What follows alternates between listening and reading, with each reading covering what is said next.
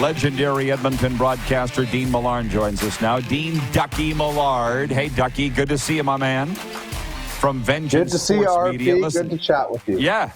We're going to jump right into this. I want to come around to hockey, of course, because you hosted the Oilers postgame show for so many years. But the decision to start Trey Ford this week at Sask was not a decision, I wouldn't think, right? What's your view on the 0-7 Elks and the quarterback change? Well, honestly, what other choice did they have to make? I mean, you said it earlier. You can debate it if you want because you need to fill time on the radio maybe, but it's like if you're debating it, it's the old radio trick where one guy is going to take this point and the other guy is going to take this point because they're trying to create something. There's nothing to create here. I mean, you saw it when he went in late in the game. I don't know why it took so long. In my mind, by that time, there were even less fans there were at the start of the game when they were able to see that. So this is a no-brainer. And, you know, on paper, the Riders should walk all over them. But what does Trey Ford do for the Eskimos? Are the Riders, as is common in sports, overlooking a lower opponent? This could be what the and in the CFL, I mean, unfortunately, you're still in it. As for the Elks, you'd like to see maybe not two teams that are bottom feeders like the Elks and the Bombers, but for the Elks, that gives them an opportunity. And what it's going to do for all of us, Rod, is going to make the finish exciting. We're going to see teams that are going to try and get to the playoffs, and anything can happen, as we've seen the Bombers lose to an 8-11 team in the past and things like that. So I think it throws another wrench into the people that thought the playoffs were set in the CFL. Whether or not it comes to fruition that the Eskimos can come back and Trey Ford can do it or not,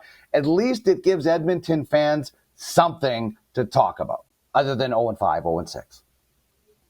I love that you just said Eskimos, and you don't even know that you did. Oh, did I? Oh, I apologize. It's good. Certainly did not do it on purpose, yeah. You're not going to get canceled, at least not by me. I hear it slip out of Edmontonians' mouths fairly regularly, you know. Yeah. The funny thing is this league's been around for over 100 years. We see the wildest, craziest endings every year, but by the end of July, people want to write teams off already. It's like, do you not remember last year and the year before and the year before that? So, yeah, anything can happen in this league with only 9 teams. Now, listen, I want to move on to hockey because, again, you did the Oilers for so long. Here's the top 5 Stanley Cup futures favorites from NHL Network as of today. Keeping in mind it is July. Oilers, Panthers, Avalanche, Stars, Devils. You think the Oilers are the favorites to win the Stanley Cup as we sit here today? I do. As hard as it is to get back there, Florida proved that you can do it. I think the Oilers had such a great run to the Stanley Cup final and almost as good of off season. Like they brought back Henrique, which I did not think they were going to do, but maybe he said, hey, I didn't get much of a chance in the playoffs. I want to see what I can do healthy on this team with McDavid and Draisaitl. They get some depth. The only thing they weren't able to do, and I don't even know how this is doable, is improve the defense. I mean, Darnell Nurse's contract is what it is. You're not getting rid of it. The players love him. It would be as much of that contract as an anchor. Rod, you've been around enough locker rooms to know what happens when you trade a centerpiece of that locker room. It takes time to recover. So, the Oilers would have to pay so much to get out of that Nurse contract, and the players don't want him traded. So that has to go by the wayside. As much as the talk is that it's hurting them, that's the only thing they haven't really done is improve the blue line. They got to re-sign Broberg, and he took a step forward. So I really do. And the other thing, this might sound kind of hokey, but what just happened in Connor McDavid's life? I mean, it was a life-changing moment. We always see players starting to mature. And I saw Connor when he came into this league, and he would end every interview by saying, and yeah, because he was shy and nervous. And now you see Connor McDavid commanding interviews and taking this team on his back. He's getting married. probably be starting a family. That just seems to settle guys down a lot. You talk to them, it's like, oh, especially their first child, and that will come. The Draisaitl stuff will easily get done. I mean, this team is virtually intact from last year.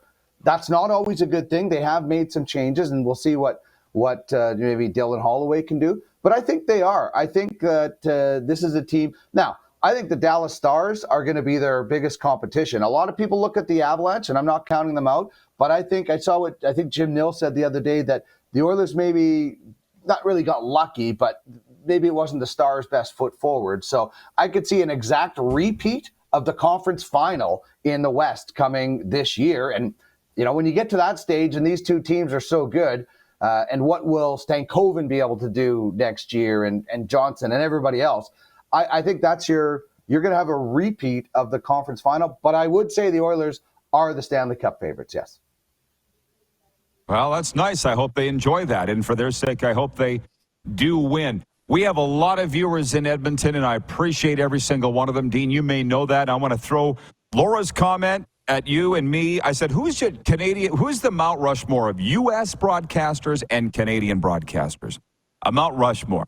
Laura writes in from Edmonton. She says, hi, it's Laura, new viewer of your show. I love it. My Canadian broadcaster is a duo. Dan Shulman and Buck Martinez are the best baseball broadcasters ever. Their voices are so sweet and clear and descriptive.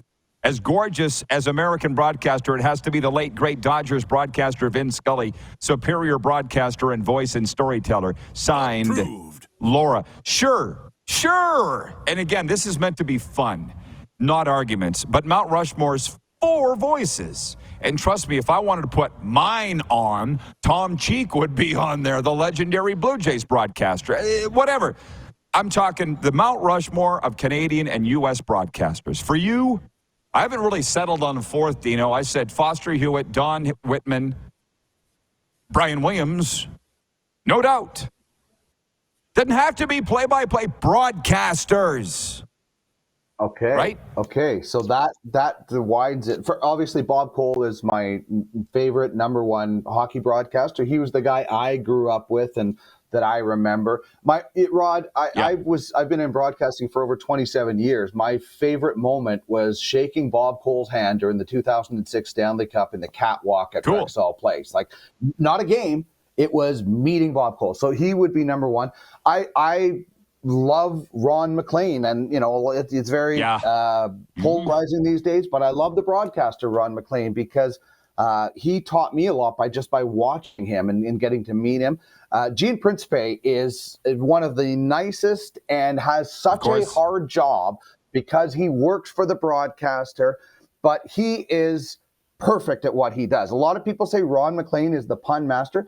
I love Gene Principe as that sort of thing and a really good storyteller. And I'm going to go way back to Kurt Keelback, man.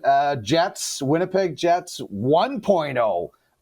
And Kurt Keelback was a pretty good Jets broadcaster. So that's my Canadian ones. Vin Scully, ultimate best. I'm going to LA next weekend to just soak in what I can at Dodger Stadium from the late, great Vin Scully.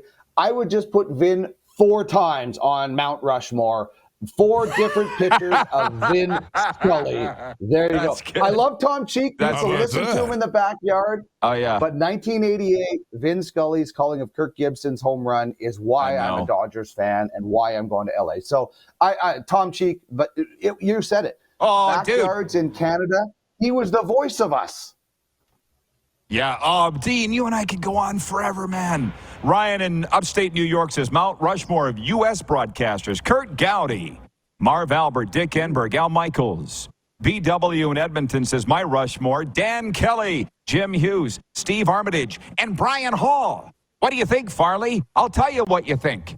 I love Armitage. I was listening. Armitage is, I know. Just loves it. Steve Armitage.